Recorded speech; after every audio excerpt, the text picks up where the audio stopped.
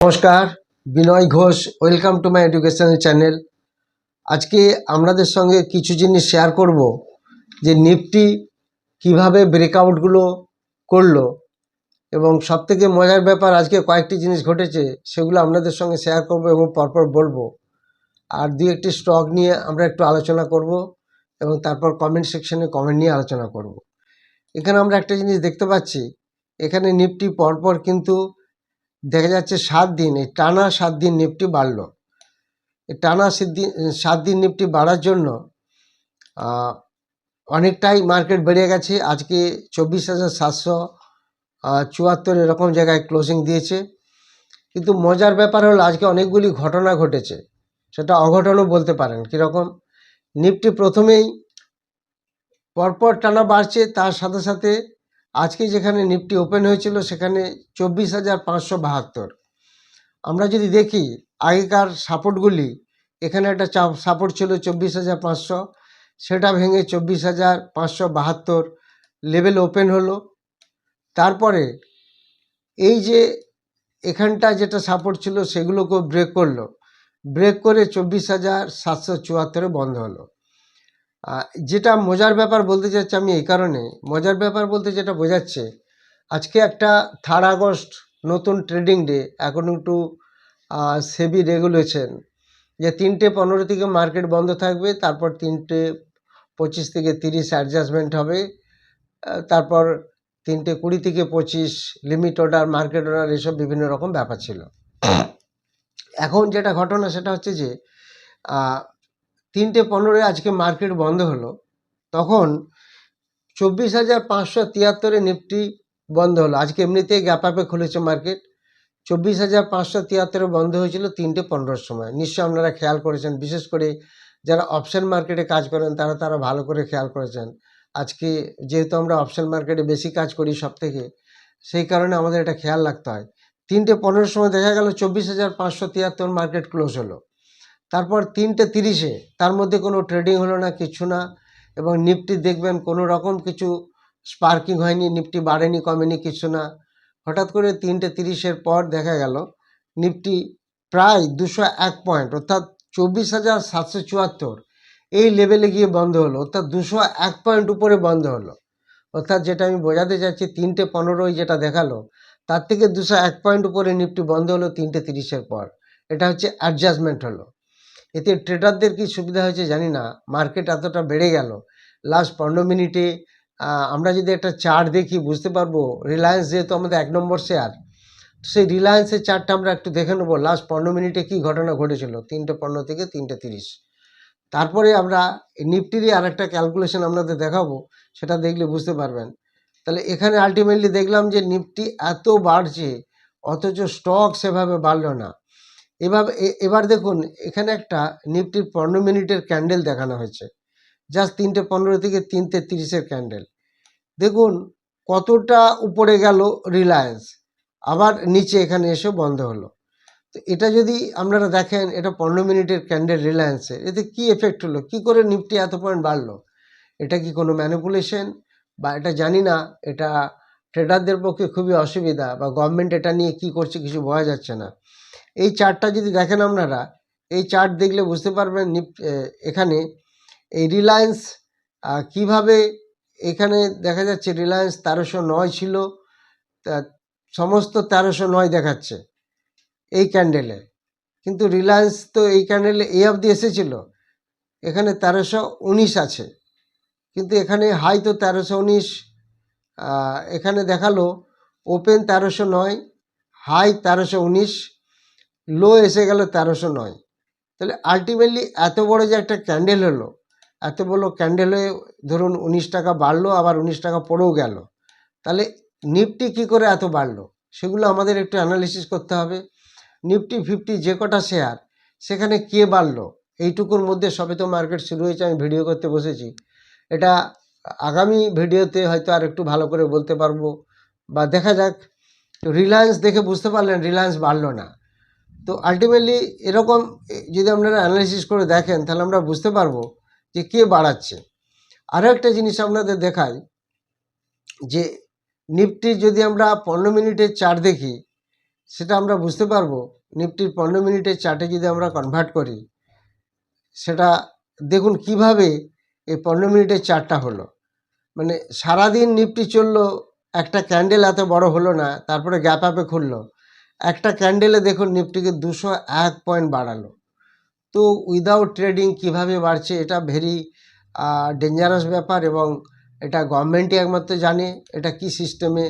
সেটা যেহেতু আজকে ফার্স্ট ডে অতটা বোঝা যাচ্ছে না, তবে লাস্ট 15 মিনিট যারা অপশন ট্রেডার তাদের জন্য একটা আপনারা খেয়াল রাখবেন।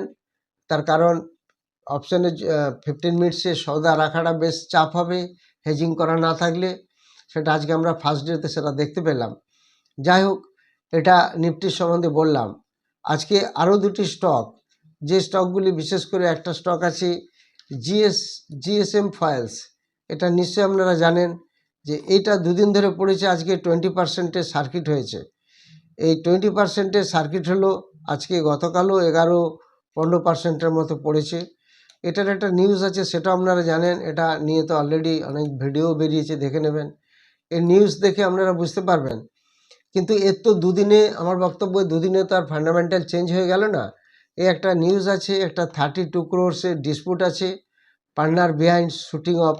অ্যাকচুয়ালি এটা একটা পার্টনারকে, কো চেয়ারম্যান যিনি, তাকে মার্ডার করার চেষ্টা হয়েছিল। একটা 32 crores-এর ডিসপুট আছে। এই স্টকটাকে আমরা খেয়াল রাখবো। ইন্দোথাই জিএসএম ফয়েলসকে দুদিন বেশ, ধরুন আজকে 20%, কালকেও 12-14% পড়েছে। এই স্টকটার ফান্ডামেন্টালি চেঞ্জ হয়নি, কিন্তু প্রচুর যেহেতু পড়ে গেছে, এটা একটু খেয়াল রাখবো। আরও একটি স্টক ইন্দোথাই সিকিউরিটিজ, এটাও 20% আজকে পড়ে গেছে। পড়ার সেরকম কোনো এখনও অবধি নিউজ আসেনি, এগুলো একটু খেয়াল রাখবেন। তবে আরও একটি জিনিস আপনাদের বলতে চাচ্ছি যে নিফটি, আমরা যে পজিশনে দেখছি নিফটি কিন্তু ওভারবট একটা পজিশনে এসেছে, এমনিতেই 7 দিন ধরে বাড়া। তো যেহেতু একটা ওভারবট পজিশনে এসেছে, সেহেতু খেয়াল রাখবেন এই সময় যারা অপশানে বিশেষ করে নিফটিতে ট্রেড করেন তাদের জন্য একটা কশন থাকবেই, সেটা আপনারা খেয়াল রাখবেন। আর যারা কমেন্ট সেকশনে কমেন্ট দিয়েছেন সেগুলো আমি বলে দেবো। তার আগে যেটা আপনাদের জানাচ্ছি সেটা হচ্ছে 16 আগস্ট এবং 9 সেপ্টেম্বর যে ক্লাস শুরু হচ্ছে, সেটা আপনারা একটু খেয়াল রাখবেন। দুটি কোর্সই থাকছে, তিনটি কোর্স একসাথে শেখানো হবে। সেটা হচ্ছে ইন্ট্রাডে ট্রেডিং, সুইং ট্রেডিং এবং অপশন ট্রেডিং। 3টি কোর্স বেসিক টু অ্যাডভান্স লেভেলে শেখানো হবে। এই 3টি কোর্সই, সেখানে fundamental, technical, price action, chart pattern, candlesticks সমস্ত কিছু ইন ডিটেলস থাকবে। এবং তার সাথে সাথে লাইভ মার্কেটে ক্লাস দেখানো হয় 1 মাস ধরে, এবং স্টক সিলেকশন ফর্মুলা শেখানো হয়। সেই স্টক সিলেকশন ফর্মুলা যদি আপনি ঠিকঠাক করে শিখে নেন, তাহলে দেখবেন যারা ইন্ট্রাডে করে তারা ইন্ট্রাডেতে কাজ করতে পারবে, যারা অপশানে করে তারা অপশানে কাজ করতে পারবে। সুইংয়ের জন্য আলাদা ফর্মুলা আছে, সেটা শিখে নিলে সুইং ট্রেডেরও কাজ করতে পারবেন। এই ধরনের জিনিস লাইভ মার্কেটেও দেখানো হয়। যারা ইন্টারেস্টেড তারা হোয়াটসঅ্যাপে যোগাযোগ করবেন। তন্ময় রুদ্র জানতে চান জিন্দাল ওয়ার্ল্ড অয়েল 39 করে 3000 শেয়ার কেনা আছে, শর্ট টার্মে কত টার্গেট হতে পারে? এটা টার্গেট যদি আপনারা বলেন, টার্গেট তো বলা যায় না। একটা রেজিস্ট্যান্স লেভেল আপনাদের বলতে পারি, দ্যাট ইজ 47 রুপিসের মতো একটা রেজিস্ট্যান্স আছে। গৌতম উপাধ্যায় জানতে চাচ্ছেন আইটিডি ক্রিম, এটা আপনি ভুল স্পেলিং লিখেছেন, এটা একটু ভালো করে পরের ভিডিওতে দেবেন, বলে দেবো স্পেলিং ভুল আছে। আসাদ লস্কর সিসিএবিনি 29 বাই আছে, এখন অ্যাভারেজ করা যাবে না? এখন যদি 16-র কাছাকাছি পান একটু অ্যাভারেজ করতে পারেন। দীনবন্ধু কোনা জানতে চান আইটিসি হোটেল 190 বাই আছে, এখন কি করব? এখন 10%-এর বেশি পড়ে গেছে, এখন একটু অ্যাভারেজের দিকে আসতে পারেন। মিলন মাইতি জানতে চাচ্ছেন সেলের সাপোর্ট অ্যান্ড রেজিস্ট্যান্স, সাপোর্ট থাকবে 160, রেজিস্ট্যান্স থাকবে 183। অসিত মুখার্জি জানতে চাইছেন বেদান্ত অয়েল অ্যান্ড গ্যাস এখন বাই করতে পারি? এটা 32-এর কাছাকাছি যদি আসে খেয়াল রাখুন। দেবব্রত মাহাতো জানতে চাইছেন কিউপিড এন্ট্রি প্রাইস কত হবে? 206। দেবরাজ পাল জানতে চান ডিকসন ট্রেন এখন বাই করা যাবে? 13,490-এর কাছাকাছি যদি আসে তাহলে দেখবেন। কিছুদিন আগেই তো অনেক কম ছিল, বেড়েছে। উৎপল পাত্র জানতে চাইছেন পরমেশ্বর রিটেল লিমিটেড দিয়ে এখন এন্ট্রি নেওয়া ঠিক হবে? এটা 1 নম্বর বিএসসি স্টক, 2 নম্বর হচ্ছে এখন আপনি যদি 182 কাছাকাছি পান সেটা খেয়াল রাখুন। শিবকুমার মান্না ভেনাস রেমেডিস 1620-তে অ্যাভারেজ করে 75 শেয়ার কেনা আছে। আপনি কবে অ্যাভারেজ করেছেন? এটা তো 2000 টাকা চলে গেছিলো ভেনাস রেমেডিস, আমাদের অনেকেরই কিনা ছিল, সেগুলি তো দেখলাম 2000 টাকা যখন গেছে ওভারবট হয়ে গেছিলো, তখন সবাই সেল করেছে, সেই জন্য আমার স্টকটি মনে আছে। তো বাট আপনি কবে কিনেছেন সেসব কিছু লেখা নেই। যাই হোক, এখন তো আপনার রেজিস্ট্যান্স লেভেল 1768 মেনটেন হবে, এটা খেয়াল রাখুন।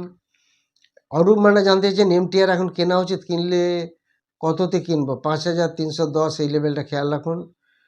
দেব দুলাল ভট্টাচার্য জানতে সুজলন পাওয়ার অনেক লসে আছে, এখন কি হোল্ড করব? হোল্ড করুন, খুব বেশি লসে থাকলে তখন একটু অ্যাভারেজ করতে হবে, আদারওয়াইজ হোল্ড করুন। সত্যজিৎ পরিয়া জানতে চান আইআরবি 20 টাকা 76-এ কেনা, কি করবে এখন? ওয়েট করুন, আইআরবি খুব ভালো স্টক, এখন খুবই ভালো স্টক আইআরবি ইনফ্রাস্ট্রাকচার, এই কিছুদিন আগে বোনাস দিল এবং এর রেটিংও খুব ভালো আছে। ছোট স্টক এত কম দামে ভালো ফান্ডা পাওয়া যাবে না। Surajit Dutta all cargo logistic কি বাড়বে? এটা তো সার্কিটে চলে সব সময়, কেমন, এটা সার্কিটে চলে, খেয়াল রাখবেন। আর বিএসসি স্টক, এটার দিকে একটু দেখে শুনে কাজ করবেন। যাই হোক, আজকে নিফটির যা লেভেল দেখলাম বা লাস্ট 15 মিনিটের যা খেলা দেখলাম, এটা একটা নতুন জায়গায় পরিণত হয়েছে, একটা নতুন জিনিস। এতে গভর্নমেন্টের কি সুবিধা না সুবিধা জানি না, সবাই মেল করতে পারেন এটা কেন হচ্ছে বা কী ব্যাপার। যাই হোক, তো যারা ভিডিওটি নতুন দেখছেন তারা অবশ্যই সাবস্ক্রাইব, লাইক ও শেয়ার করবেন। আর যারা 16 আগস্ট বা সেপ্টেম্বরের যে অনলাইন ব্যাচ চালু হবে, আপনারা হোয়াটসঅ্যাপে যোগাযোগ করবেন। যদি আপনারা ইন্টারেস্টেড থাকেন ক্লাস করতে, আপনারা কমেন্ট সেকশনে কমেন্ট দেবেন, সেগুলো বলে দেওয়া হবে। Thank you very much for watching my video.